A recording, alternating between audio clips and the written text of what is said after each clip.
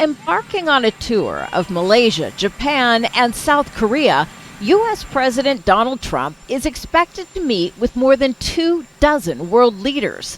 But the most anticipated meeting at the APEC summit is a potential face-to-face conversation between Trump and China's leader, Xi Jinping. I think something will work out. We have Trade tensions between China and the United States have been escalating since Donald Trump returned to office, adding more tariffs on Chinese goods.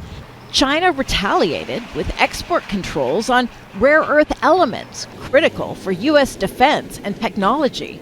The rare earth is the least of it. Look, the tariffs are much more powerful than the rare earth. Trump's been under pressure from U.S. farmers unhappy with declining orders from China for U.S. soybeans. But the president is optimistic he'll convince Xi to reverse that. And I think he's going to be very receptive. A November 1st deadline to strike a deal is looming. That's when the U.S. increases tariffs on Chinese goods to 155%. But Trump and Xi won't just talk trade. A recent call between Trump and Russian President Vladimir Putin also raised the possibility of a bilateral or even trilateral agreement with China to de-escalate the potential use of nuclear weapons. What I'll really be talking to him about is how do we end the war with Russia and Ukraine?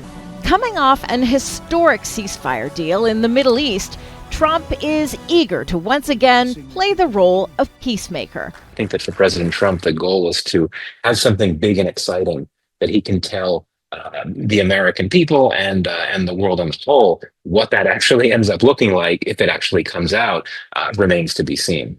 China's growing presence in the region has concerned U.S. allies. That's why President Trump is expected to reassure Japan and other U.S. partners that the United States has its back. Kimberly, Halkett, Al Jazeera, the White House. Don't miss out. Get the full picture. Subscribe to Al Jazeera for reliable news, expert insight. Like, share, stay ahead.